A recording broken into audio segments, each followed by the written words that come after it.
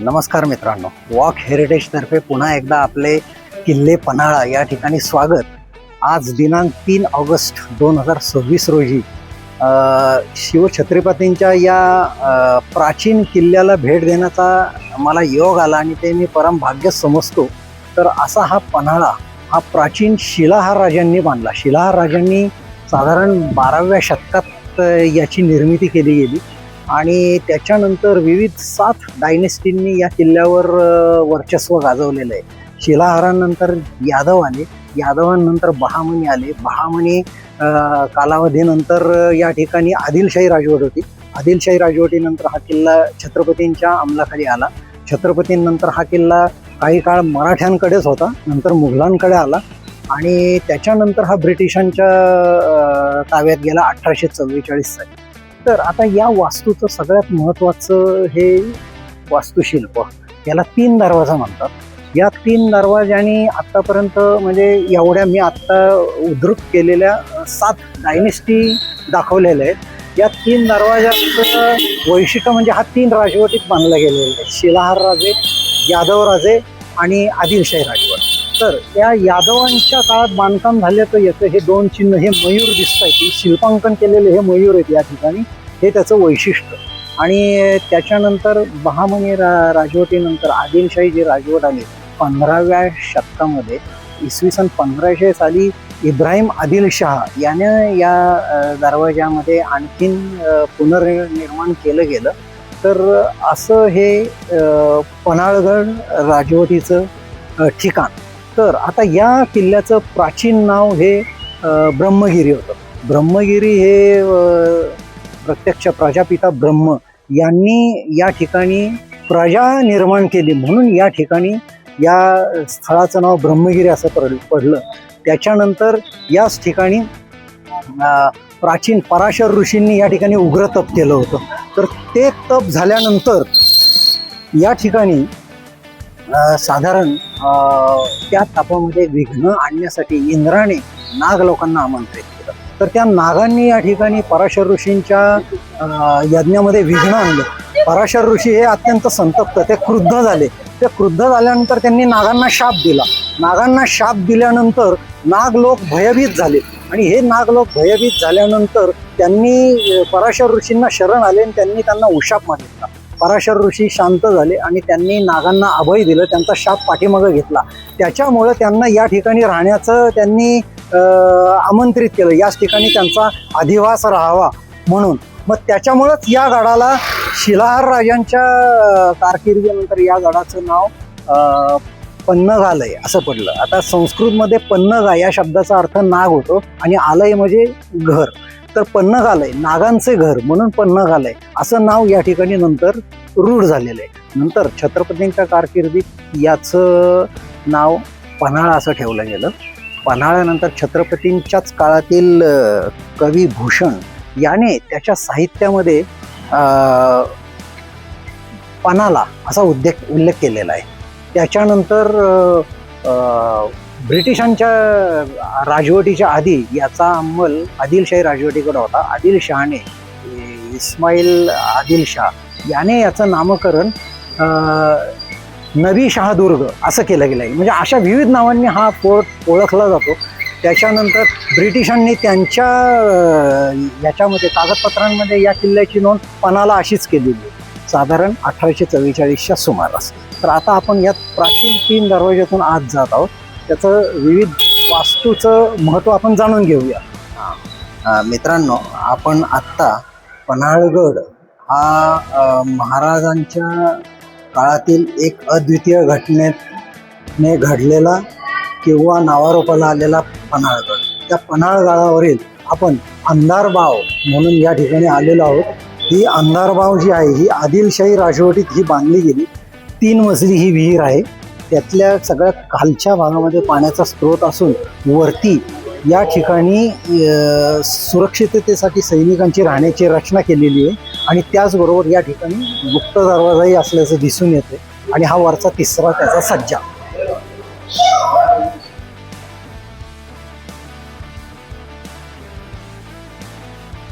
आता आपण 3 दरवाज्यातून आत आल्यानंतर या ठिकाणी हे पहारेकरांच्या देवड्या विविध दिसून येत आहेत. आजही जवळजवळ 900 वर्ष साधारण होत आलेली आहेत, तरी सुद्धा याचं समृद्ध बांधकाम, त्याच्यावरचं हे नक्षीकाम, त्याच्यावरच्या या कमळाच्या शिल्पांकन केलेलं अतिशय सुंदर असं वर्णन दिसून येतं. तर इब्राहिम आदिलशाहीच्या काळात याच ठिकाणी आदिलशाहीची काही सोन्याच्या मोहरा असलेले शिक्के या ठिकाणी उमटवलेले असल्याचं दिसून येतं. प्राचीन पुरातत्व खात्याला हे दिसून आलेलं आहे. असं या 3 दरवाज्याचं अत्यंत सुंदर असं वैशिष्ट्य.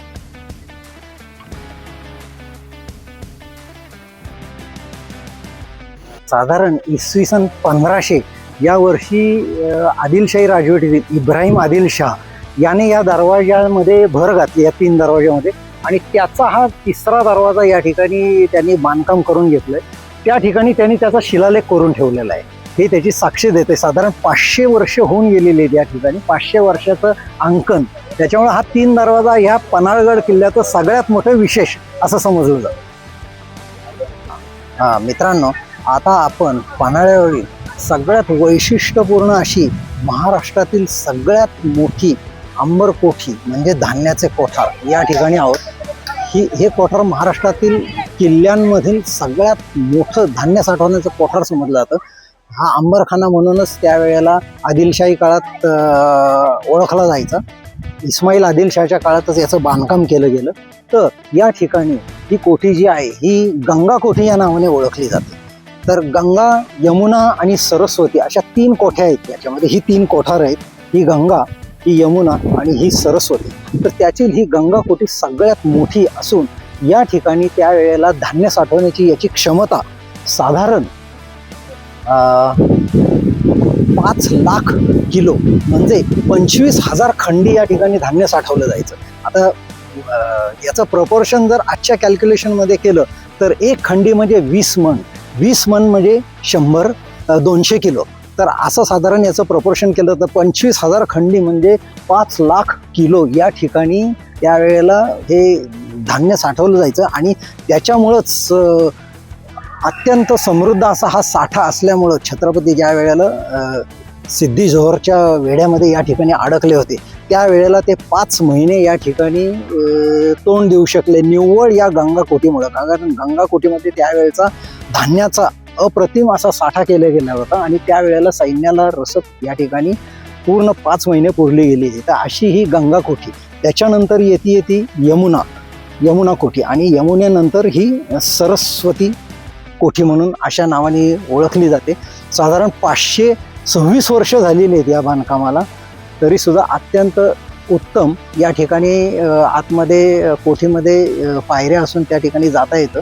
धान्य साठवल्यानंतर त्याच्या वरच्या साईडने धान्याची साठवण करण्यासाठी झरोके ठेवलेले आहेत, हवेशीर झरोके आहेत. आणि त्याचबरोबर खालून धान्य काढण्यासाठी त्याला काही आउटलेट केलेले, त्याच्यामुळे धान्य इझिली न नष्ट होता काढता येत असते.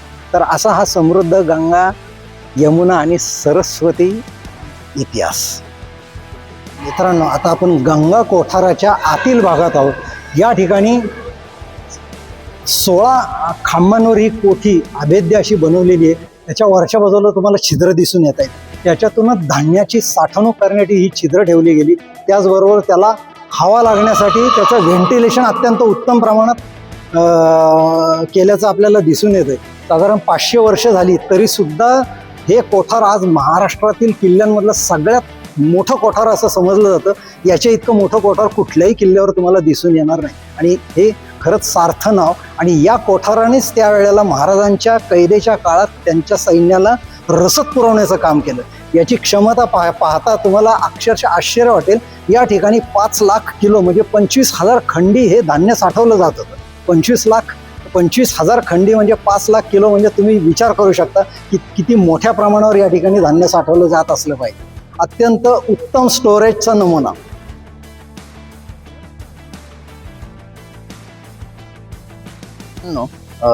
शिलाहार भोज राजे द्वितीय यांनी या पन्हाळगड किल्ल्याची निर्मिती केलेली आहे. त्यावेळेला त्यांचा कुलदैवत जी महालक्ष्मी अंबामाता यांचं हे प्राचीन 1000 वर्षापूर्वीचं मंदिर, त्यांचं हे कुलदैवत असल्यामुळे या ठिकाणी त्यांनी प्रतिष्ठापना केली. तेच हे प्राचीन मंदिर. त्याच्यानंतर त्यांनी ही महालक्ष्मीची पुनर्प्रतिष्ठापना कोल्हापूरमध्ये केलेली, ते आपणा सर्वांना माहीतच आहे. ते आद्यपीठ म्हणूनच ओळखलं जातं. तर असं हे 1000 वर्षापूर्वीचं प्राचीन अंबाबाईचं मंदिर.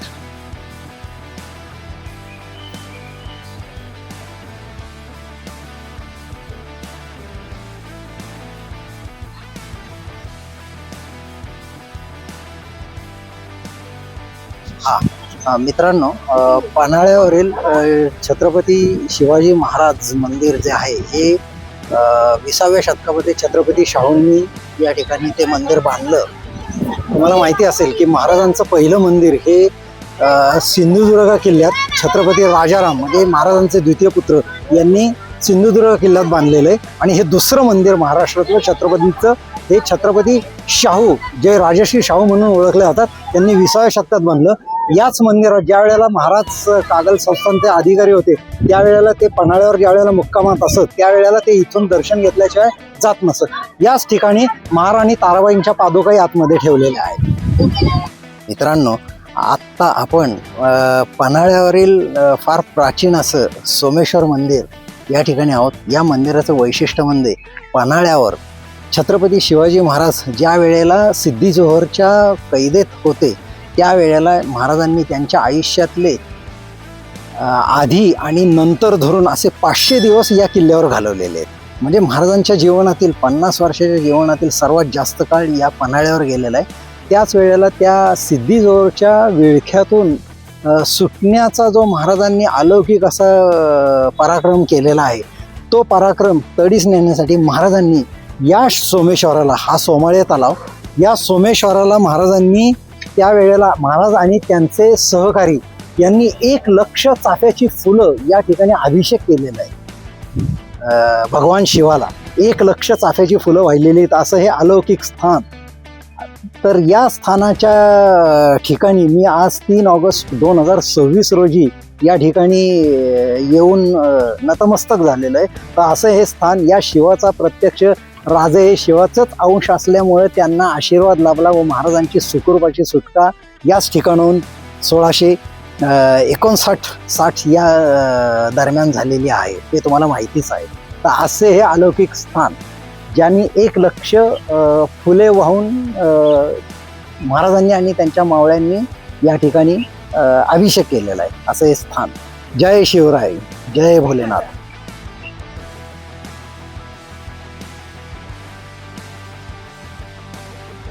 मित्रांनो, हेच ते सोमाळे तलावाच्या काठावरील प्राचीन सोमेश्वर मंदिर.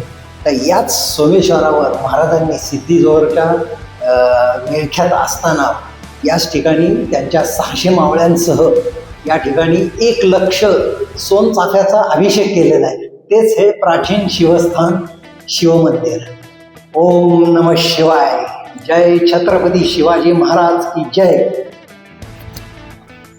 या किल्ल्यावर शिबंदीची तहान भागवण्यासाठी जे पाण्याचे स्रोत छत्रपतींनी निर्माण केले गेलेत किंवा त्यांच्या आधी शिलाहार राजांनी जे निर्मिलेले त्याच्यापैकीच एक हा सोमाळे तलाव. याच ठिकाणी ते हे प्राचीन शिवमंदिर असल्याचं आपणास दिसून येत आहे. तर हा म्हणजे इतक्या शेकडो वर्षापूर्वीचा पाण्याचा जिवंत स्रोत, किती छान निसर्गरम्य परिसर आणि त्याच्यात त्यांच्या हयातीत या ठिकाणी सर्वात जास्त दिवस घालवलेला हा किल्ला. अद्भुत, केवळ अद्भुत. चला.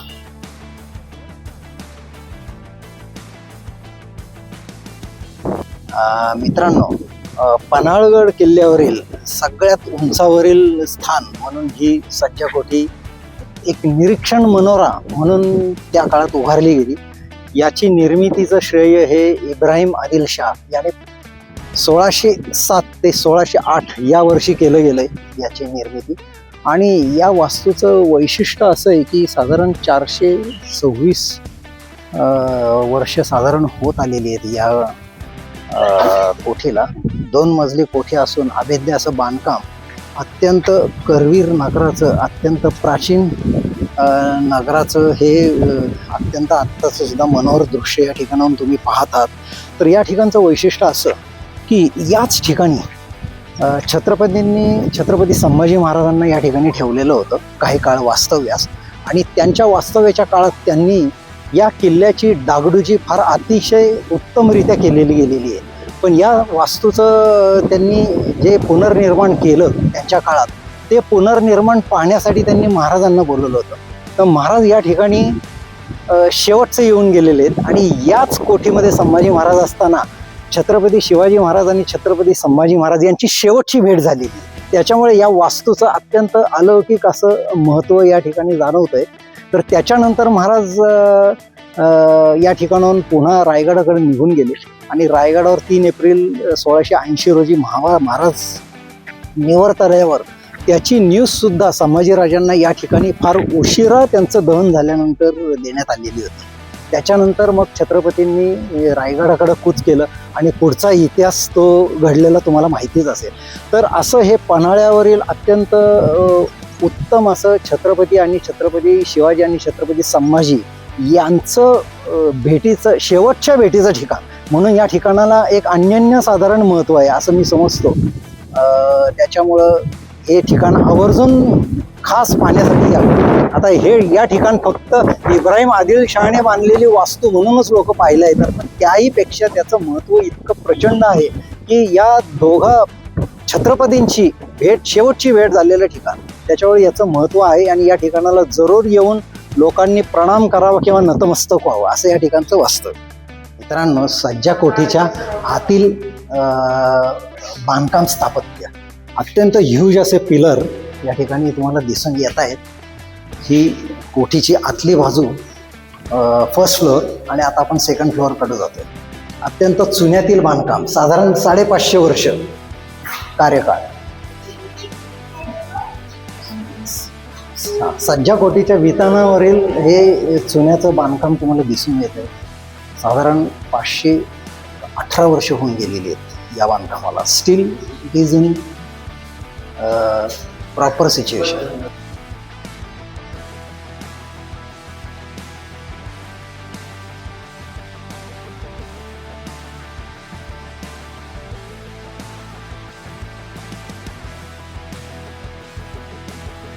मित्रांनो, आपण आता पन्हाळ्यावरील दुतोंडी बुरुज या ठिकाणी आहोत.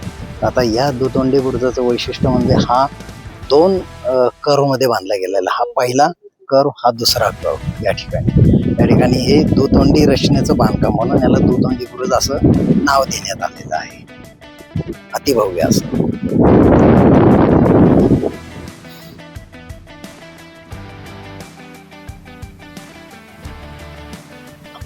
मित्रांनो, आता आपण पन्हाळगडावरील जी अलौकिक अशी घटना, महाराजांची पन्हाळगडावरून सुटका जी झालेली आहे ती 1659-60च्या दरम्यान झालेली आहे.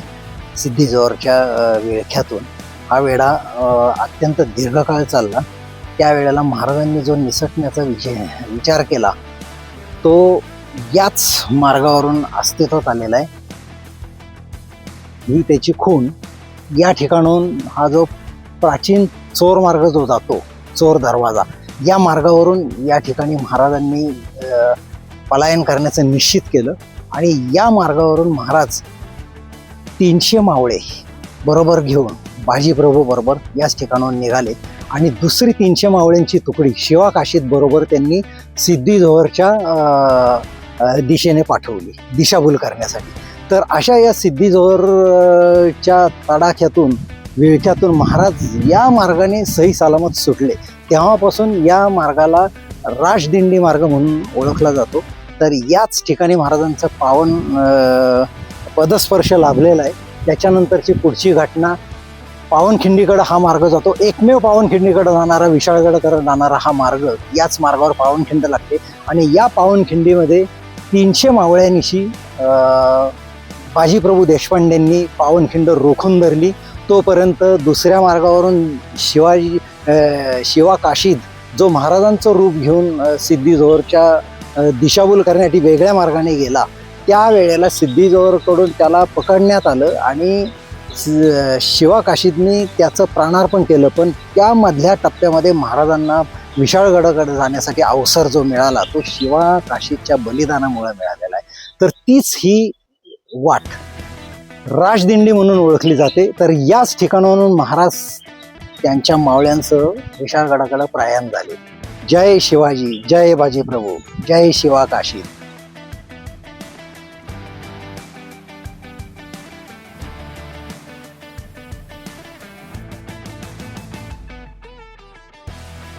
मित्रांनो, आपण आता पन्हाळगडा किल्ल्याच्या पाशी आहोत आणि हा पन्हाळगड किल्ला ज्या अलौकिक घटनेमुळे ओळखला जातो ती म्हणजे महाराजांची सिद्धी जोहरच्या विळख्यातून सुटका.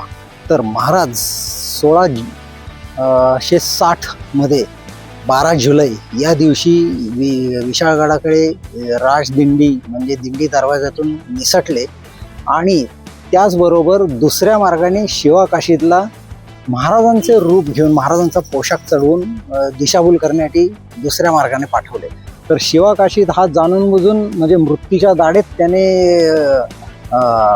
जायचं स्वतःहून मान्य केलं. कारण सिद्धी जोहरच्या ताब्यात सापडणे म्हणजे प्रत्यक्ष मृत्यूशी गाठ हे ओळखून महाराजांसाठी त्याने तो मार्ग पत्करला आणि सिद्धी जोहरच्या ताब्यात सापडला. सिद्धी जोहरच्या ताब्यात सापडल्यानंतर पहिल्यांदा सिद्धी जोहरला वाटलं शिवाजी महाराज सापडले, पण थोड्याच वेळात तो ओळखला गेला आणि त्याचे प्राण त्या ठिकाणी बलिदान दिलं गेलं. तोपर्यंत तो अवसर महाराजांना विशाळगडाकडे जाण्यासाठी जो मिळालेला आहे तो या शिवाकाशीत आणि पुढं घोडखिंडीमध्ये जो समरप्रसंग घडला बाजीप्रभू देशपांडेचा, तर या 2 वीरांच्या बलिदानामुळं महाराज सुखरूपपणे विशाळगडाकडं मार्गस्थ झाले, विशाळगडावर पोहोचले. तीच घटना या पन्हाळगडावर घडलेली आहे 12 जुलै 1660 रोजी. आणि या 2 वीरांचं शिवाकाशीत आणि बाजीप्रभू यांचं नाव इतिहासात अमर झालेलं आहे. धन्य ते छत्रपती शिवाजी, धन्य ते बाजीप्रभू आणि धन्य ते शिवाकाशी. जय शिवराय.